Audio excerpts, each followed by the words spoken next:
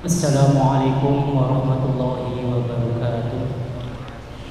Bismillahirrahmanirrahim. Alhamdulillahirabbil alamin. Nahmaduhu ya dzal jalali wal ikram. Assalatu wassalamu ala asyrafil anbiya'i wal mursalin sayyidina wa maulana Muhammadin wa ala alihi wa ashabihi ajma'in, amma ba'd. Yang terhormat Romo Kiai Haji Muhyiddin MAG, yang saya hormati para santri Tahfidzul Quran MAJT Basnas Jawa Tengah, yang saya hormati para jamaah sesudah sholat maghrib yang dirahmati oleh Allah Subhanahu wa Ta'ala, dan yang saya hormati para pendengar setia Radio Dais serta pemirsa MAJT TV dimanapun Anda berada. Alhamdulillah, di kesempatan yang penuh berkah ini kita dijumpakan lagi oleh Allah Subhanahu wa Ta'ala di kajian malam ini dengan keadaan sehat walafiat. Kaum muslimin, hadirin jamaah sholat maghrib dan para santri serta para pendengar setia Radio Dais dan juga pemirsa MAJT TV dimanapun Anda berada, kajian malam ini yaitu tentang kitab Taqriratus Sadidah yang akan kita usung sebuah tema dengan sholat bagi musafir. Untuk itu, apabila nanti bagi para jamaah yang ingin bertanya atau para santri yang ingin bertanya, langsung saja ke guru kita, beliau Bapak Dr. Rizky Haji Muhyiddin MAG. Dan bagi para pemirsa dan pendengar setia Radio Dais yang ingin bertanya nanti bisa langsung saja ke WhatsApp-nya Radio Dais di 081 336 70.000. Saya ulang lagi, di 0821 336 70.000. Untuk itu mari kita simak bersama-sama kajian malam ini. Sebelum kita simak, mari terlebih dahulu kita baca suratul Fatihah sebagai pembuka kajian malam ini. Ala niyatina wa ala niyatikum bi barakati suratul Fatihah. A'udzubillahi minasyaitonir rajim. Bismillahirrahmanirrahim. Alhamdulillahirabbil alamin, arrahmanir rahim, maliki yaumiddin. Iyyaka na'budu wa iyyaka nasta'in. Ihdinas siratal mustaqim, siratal ladzina an'amta 'alaihim ghairil maghdubi 'alaihim waladdallin. Waktu sepenuhnya kami silakan kepada Assalamualaikum warahmatullahi wabarakatuh. Waalaikumsalam warahmatullahi wabarakatuh. Bismillah, alhamdulillah, wassalatu wassalamu ala rasulillah wa ala alihi wa sahbihi wa mawalah. La hawla wa la quwata illa billah. Amma ba'du, rabbi syrah li sadri wa yassir li amri wahlul 'uqdatam min lisani yafqahu qawli. Para jamaah pengajian Kitab Taqriratus Sadidah, pengajian Senin ba'dal maghrib, rahimakumullah. Minggu yang lalu saya sudah masuk pada pembacaan tentang syurutul qasri. Syaratnya sholat qasar itu ada 11. Saya ulang sedikit. Antakuna sholatu rubaiyatan minal maktubati. Pertama, sholat itu sholat rubaiyah, sholat yang rokaatnya 4, ya, berupa sholat fardu. Yang kedua, qasdu maudhi'in muayyanin, yang dituju mau pergi kemana itu jelas tempatnya. Yang ketiga, ayyakuna safaruhu mubahan, bepergiannya itu bepergian yang mubah. Laisa maksiatan, bukan bepergian yang maksiat. Yang keempat, qaunus safar li gharadin sahihin, bepergiannya itu dengan tujuan yang sah. Bepergian yang sah itu katijaroti, seperti dagang. Nah, kalau bepergian yang tidak sah ya berarti tidak boleh. Qaunus safarhi marhalataini. Yang kelima, perjalanannya itu jarak tempuhnya 2 marhalah, yaitu kurang lebih 82 km. Yang keenam, mujawazatul baladi, bisa melakukan sholat qasar dalam perjalanan kalau sudah melewati, meninggalkan desa, meninggalkan tempat tinggal kita. Ya, yang paling gampang kira-kira kalau rumah kita di sekitar MAJT ini, kita mau pergi ke Pekalongan ya sudah lewat dari lingkungan kelurahan di sini. Al ilmu bijawazil qasri, syarat yang ketujuh, ngerti bahwa qasar itu boleh syar'an menurut syara'. Jadi ngerti kebolehannya sholat qasar itu. Kalau nggak ngerti lah apa sholatnya. Yang kedelapan, dawa musafari, masih tetap dalam keadaan perjalanan ila tamamis sholati, sampai dengan sholatnya itu selesai. Jadi kalau di dalam tengah-tengah sholat itu lalu kemudian ada niat aku ora arep sida lunga, walau aqoma fi asnaiha, nawa al iqomah, niatnya mukim, tidak mau pergi, tidak dalam keadaan safar, fa'alaihi itmamuha, maka wajib menyempurnakan. Bukan batal sholatnya, tapi wajib menyempurnakan dari semula qasar 2 menjadi harus 4. Niatul qasri indal ikhram, yang ke-9, waktu niat qasar itu kapan? Yaitu saat takbiratul ikhram. Jangan sholat kemudian setelah tengah-tengah sholat, wah iki enake qasar wae. Itu namanya niatnya tidak saat takbiratul ihram. Yang ke-10, at-taharuzu amma yunafi niyatal qasri fi dawamis shalah. Hindari jangan sampai ada hal-hal yang menafikan qasar selama sedang menjalankan sholat qasar itu, kaniatil itmam, seperti niat sempurna, sholat sempurna. Jadi sholat qasar, sudah niat sholat qasar, sudah melaksanakan sholat qasar, tapi di tengah-tengah sholat itu terus niat tak sempurna kayak saja. Nah kalau kayak begitu ya harus terus disempurnakan. Yang ke-11,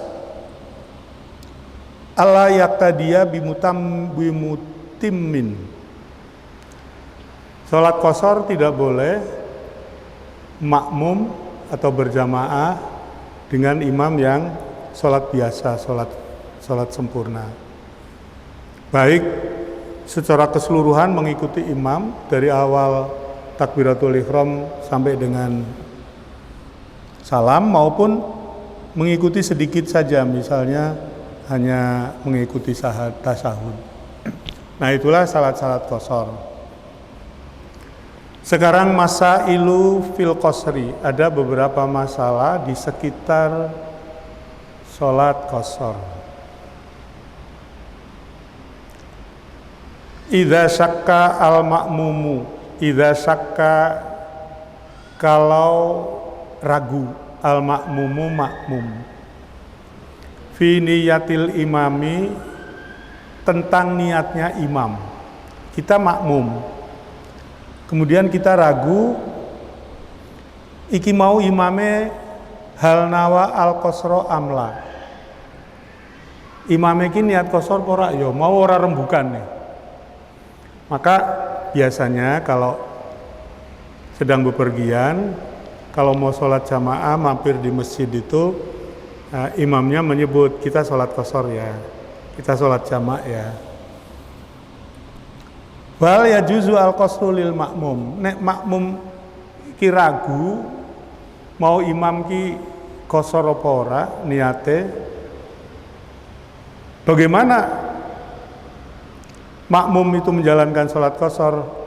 Ya juzu lil makmumi, bagi makmum dibolehkan takliku niyatil qasri, menggantungkan niat qasar, idza alima annal imama musafirun, kalau tahu bahwa imamnya juga seorang musafir.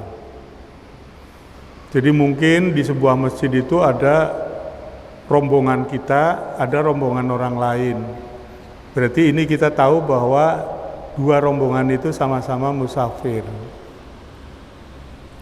Nah kalau makmum mau bermakmum dengan imam sama-sama musafir, lalu kemudian ragu apakah tadi yang akan kita imam itu niat qasar atau tidak, Maka niatnya begini, nawaitul qasra in qasarul imamu. Aku niat qasar jika imam tadi niat mengqasar salat.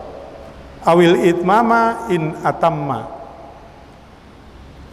Atau saya niat sempurna salat biasa jika imamnya itu salat itmam atau salat biasa. Caranya niatnya itu tergantung bagaimana imamnya. Kalau imamnya niat qasar ya kita qasar, kalau imamnya niat itmam ya imam. Tapi itu kalau tahu bahwa yang mau kita makmumi itu adalah orang sama-sama musafir, karena kalau musafir kan kemungkinan qasar ada. Wa ma idza syakka fi safaril imam, tapi kalau kita yang mau makmum itu ragu apakah imam itu musafir atau tidak, fala yajuzu ta'likun niat, maka tidak boleh menggantungkan niat ya. Wa yajibu alaihil itmam, maka dalam kondisi seperti itu wajib itmam, wajib sholat biasa 4 rakaat.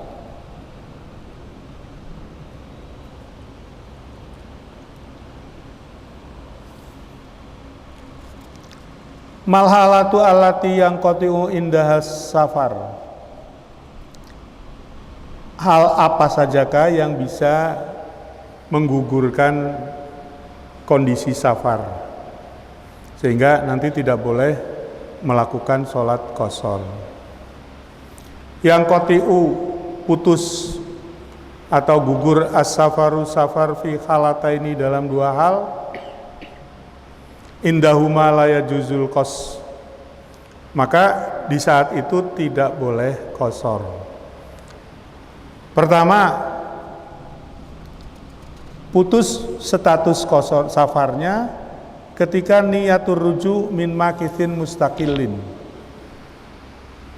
Niatur ruju, jadi dalam perjalanan misalnya mau ke Pekalongan atau mau ke Solo, kemudian di tengah perjalanan niat rujuk, aku tak bali wae ya. Ini bagi orang yang tentu itu bukan orang yang rombongan, tapi orang yang jalan sendiri. Arruju ila watonihi, ke desanya.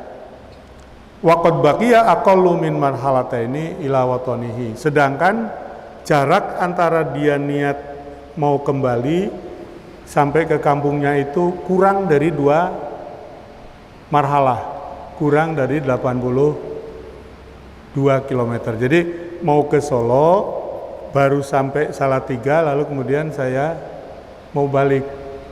Salatiga kan hanya kira-kira 45 atau 50 km. Itu kan kurang dari 2 marhalah. Maka di situ status perginya hilang dan tidak boleh melakukan qasar.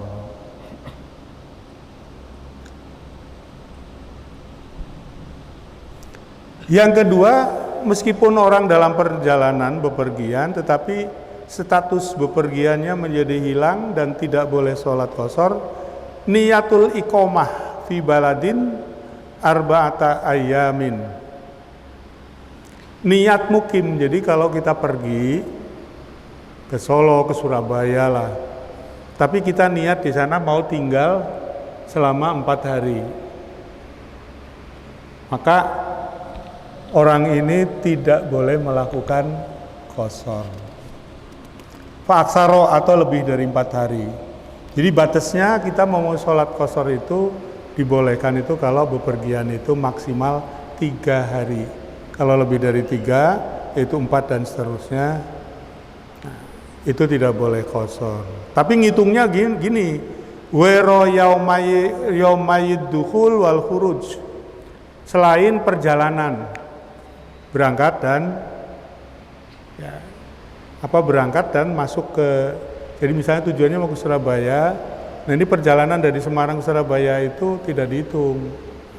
Kalau kebetulan zaman dulu perjalanan Surabaya Semarang itu kan bisa sehari 2 hari. Kalau sekarang naik mobil pakai tol hanya 5 jam lewat tol. Nah itu jadi pokoknya kalau ngitung mukim berapa hari itu yang dihitung mukimnya saja, tidak menghitung perjalanan berangkat dan masuk ke sana.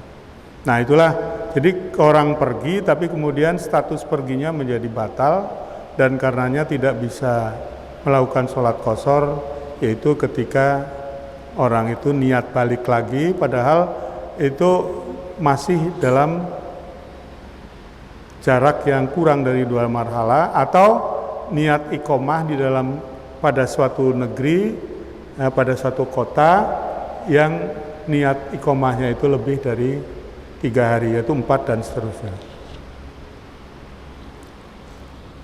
Hukmul qasri fi sholatil maqdiyati, hukum mengqashar sholat yang diqadha.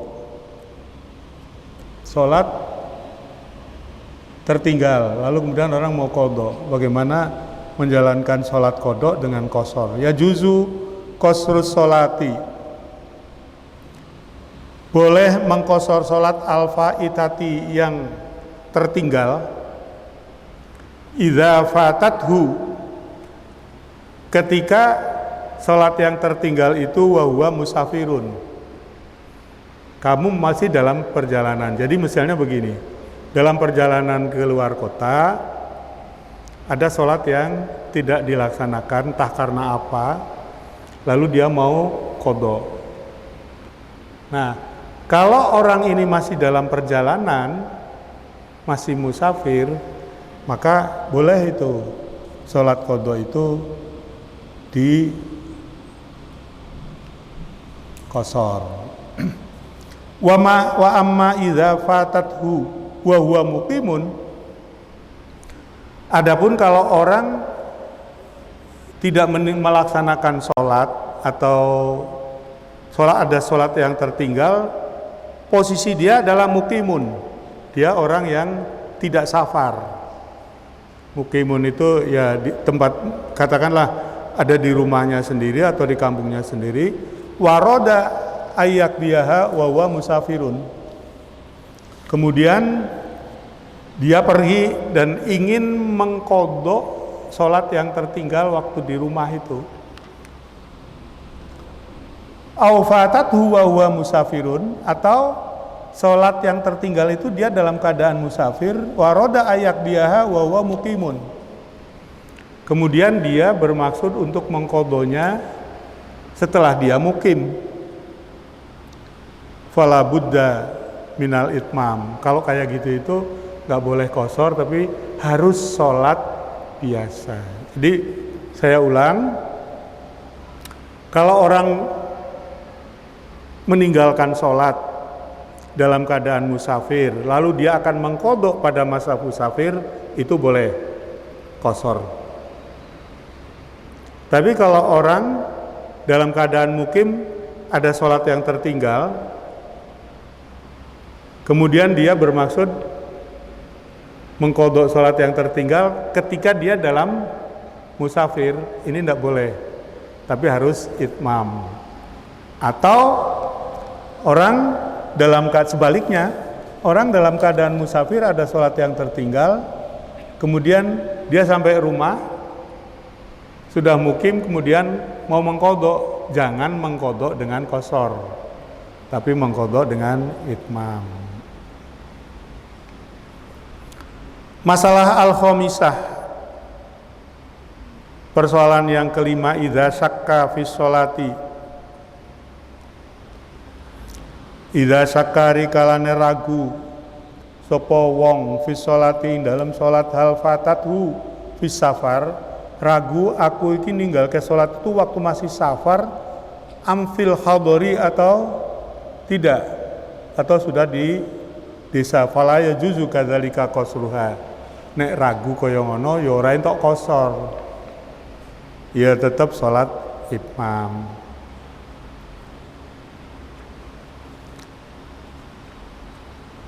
As-sadisah, persoalan yang ke-6. Sebentar, ada pertanyaan enggak, Mas? Dereng itu.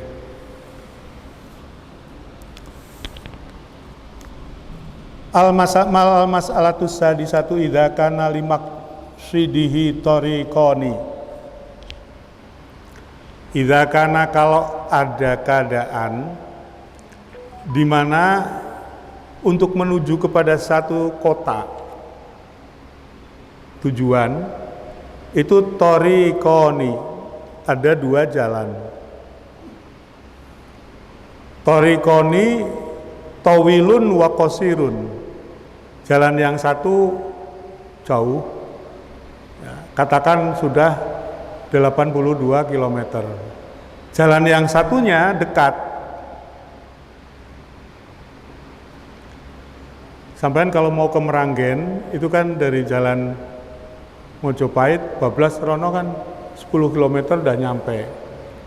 Tapi orang yang nggak ngerti, karena alamatnya Meranggen itu Kabupaten Demak, ya, dari Sumatera, dia ke Demak dulu, baru dari Demak ke Meranggen. Ini kan jadi sama-sama ke Meranggen, sudah sampai Semarang dia ke Demak dulu. Ini jadinya kan ke Demak, satu lewat Meranggen, satu langsung dari Gayam Sari. Ini contoh, bukan contoh untuk kosornya, tapi ini contoh dua jalur menuju kepada satu tujuan, yang satu tawilun, yang satu qasirun. Wasalaka at-tawila, kemudian dia memilih jalan yang jauh. Fal yajuzu lahu qasru salat, apakah boleh mengqasar salat? Amla, atau tidak boleh?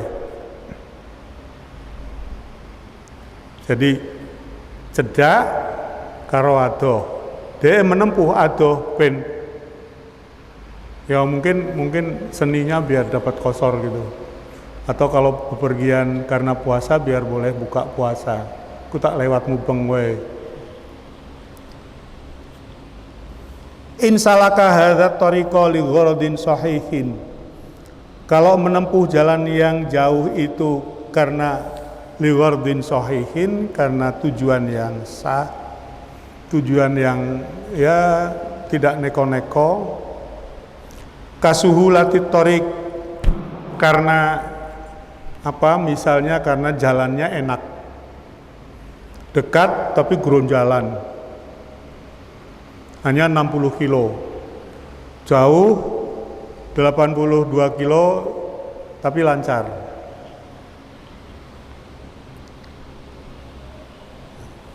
Suhulatit tariq auli amnit tariq, atau karena lebih aman.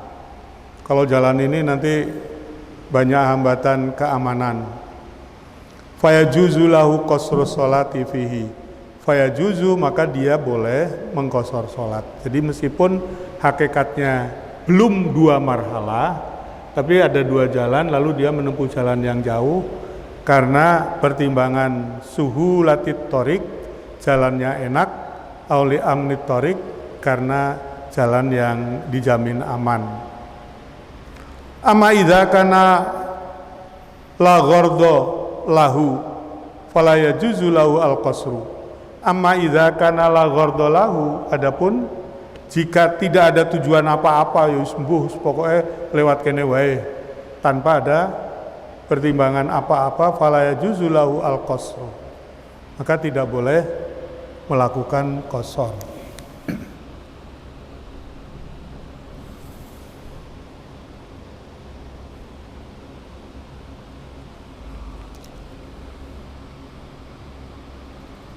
Masalah as-sabi'ah,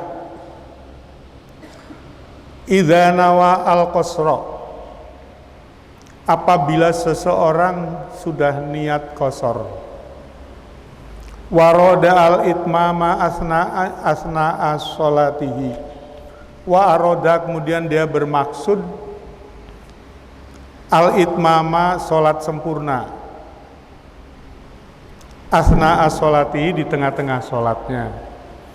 Jadi wis niat usolli fardhol zuhri qasron rakaataini Allahu akbar, dapat satu rakaat, kemudian nggak usah qasar lah, tak terus kayak biasa wae. duna hajatin, tanpa ada keperluan apa-apa, fayajuzu lahu dzalika, itu boleh. Tapi tidak terbalik ya.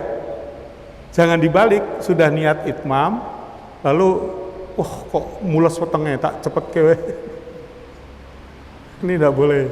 Tapi kalau sudah niat qasar lalu kemudian itmam, ya, merubah menjadi itmam, tidak apa-apa.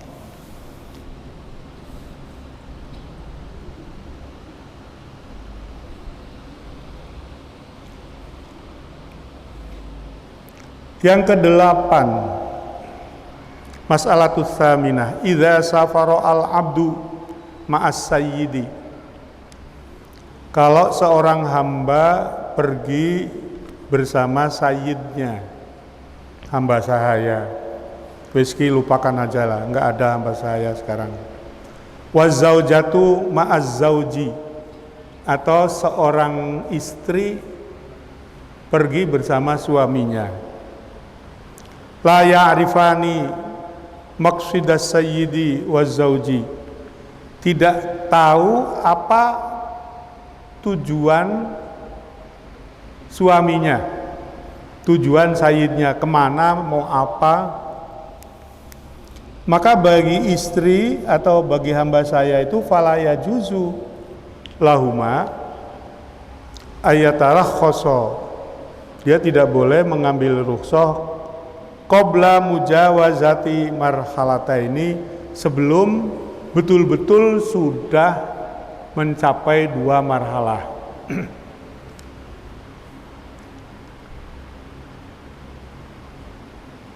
Jadi begini, kan bisa jadi mungkin bukan istri ya, supirnya Mbah Yai. Ya lu kayo Indi pokoknya ngulon. Padahal tujuannya itu mau ke Tegal.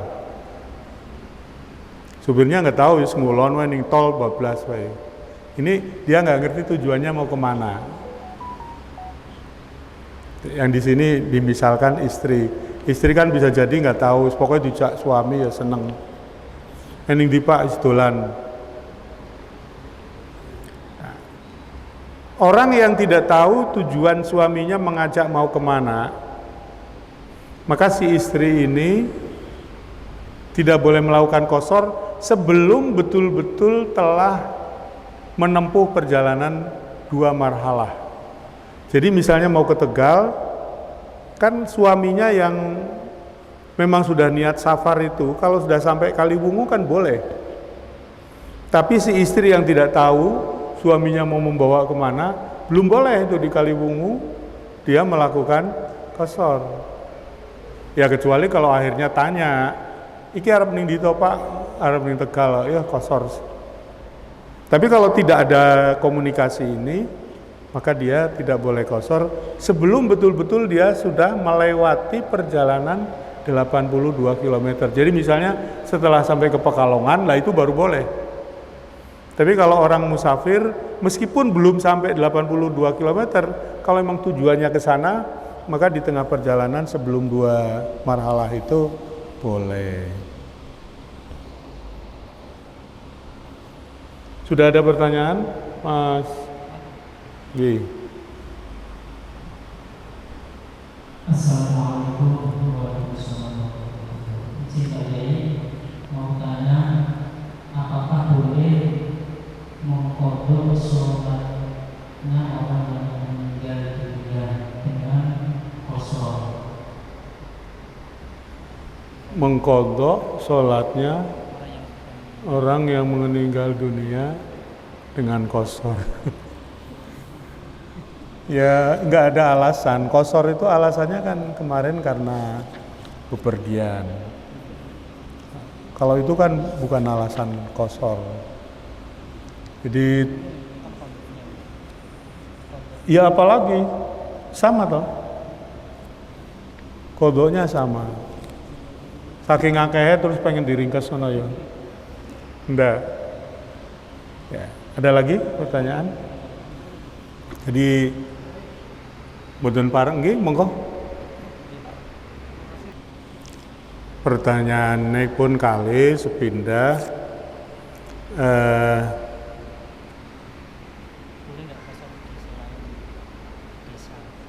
batas kita mulai boleh melakukan qashar itu kan dalam perjalanan. Perjalanan itu artinya sudah meninggalkan desa. Problemnya sekarang itu adalah batas desa. Apakah batas desa seperti sekarang, Kelurahan Gayam Sari, Kelurahan Lamper, itu bisa. Jadi kalau dulu, zaman dulu yang namanya desa itu kerumunan perkampungan, lalu kemudian ada toang, lowong, kemudian ada desa berikutnya. Sekarang itu tidak begitu. Ya sekarang ya ukurannya kira-kira panjenengan kalau saya kelurahannya di Gayam Sari. Kemudian saya setiap hari ada di MAJT. MAJT itu kelurahan lain. Itu belum safar itu. Nah, kalau menurut saya ya kira-kira sudah anulah. Yang paling enak itu sekarang itu kalau di kota itu ukurannya ya kecamatan lah gitulah. Memang tidak ada pembahasan yang pasti itu di situ. Terus Bundi?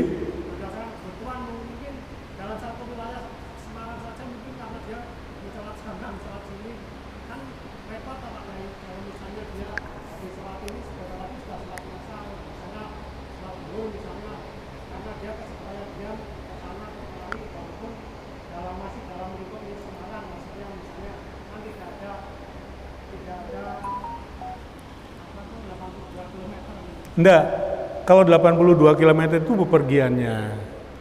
Tapi mulai bolehnya itu tidak harus sampai 82 km.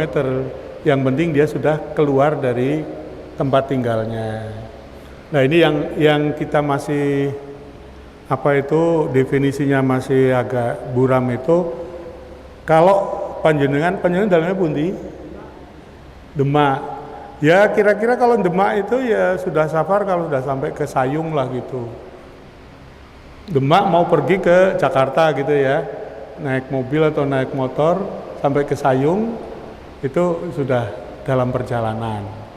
Yang penting bahwa sholat qashar itu dilakukan dalam perjalanan, jangan di rumah, jangan di desanya sendiri. Iku ingkang kaping kali, orang sholat qashar tidak boleh makmum dengan orang yang itmam. Kalau dibalik, ngoten toh? Orang yang itmam sholat dengan orang qashar juga nggak boleh, kecuali nggak tahu loh Pak. Kecuali nggak tahu. Tapi kalau makmum itu kan pasti tahu bahwa dirinya mau qashar.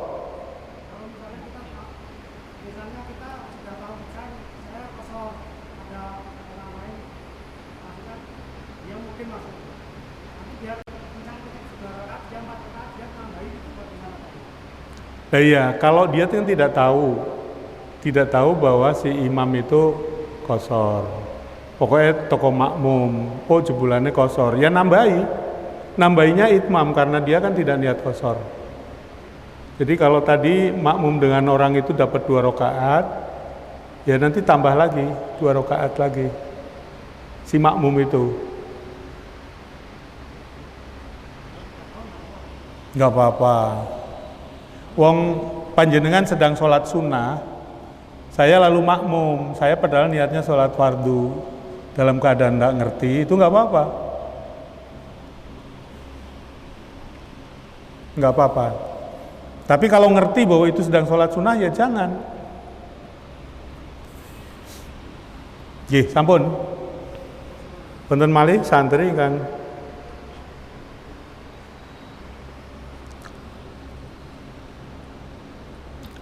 Bisa niki pindah bab al-jam'u bainas sholataini, menjamak 2 sholat. Menjamak itu mengumpulkan 2 sholat dalam satu waktu. Jadi yang bisa dijamak itu 2 sholat. Jangan menjamak 5 sholat sekaligus. Nah, ini pernyataan sholataini ini sekaligus juga mengikat bahwa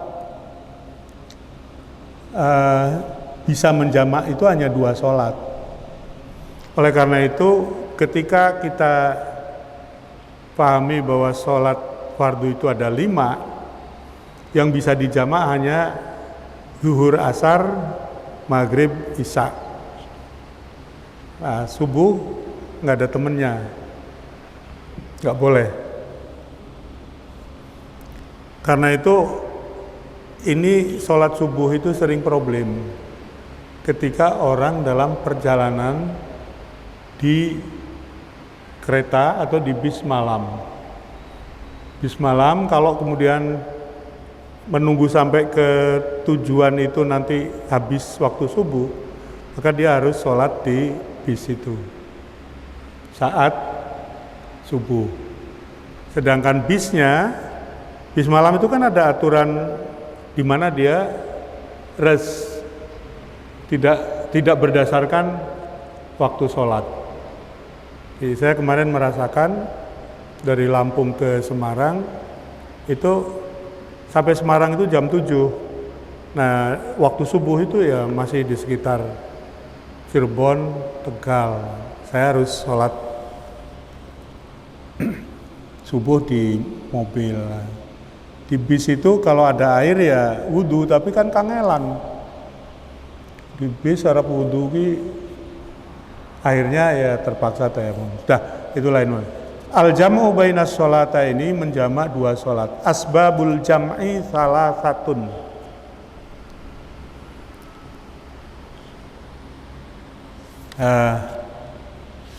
Kalau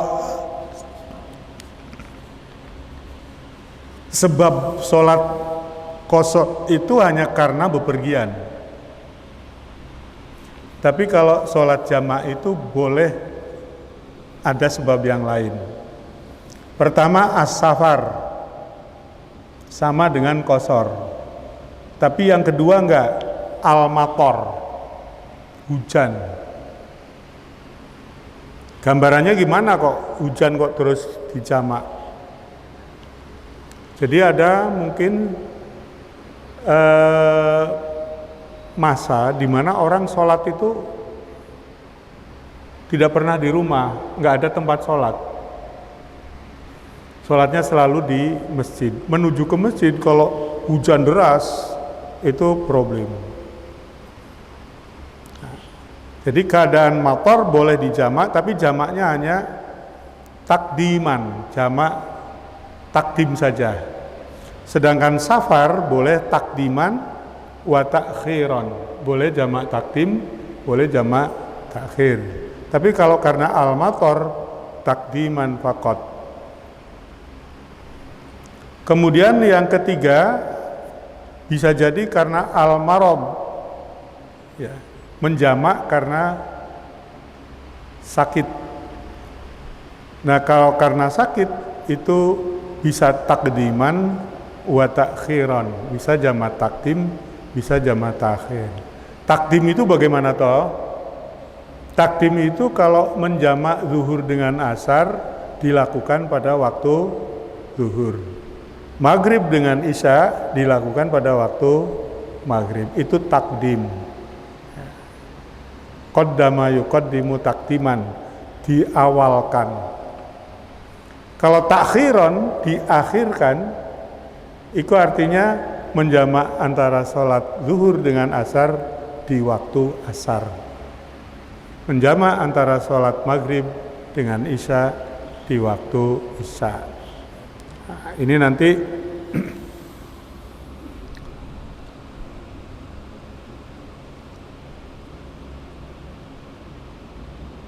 akan diteruskan pada ini kita harus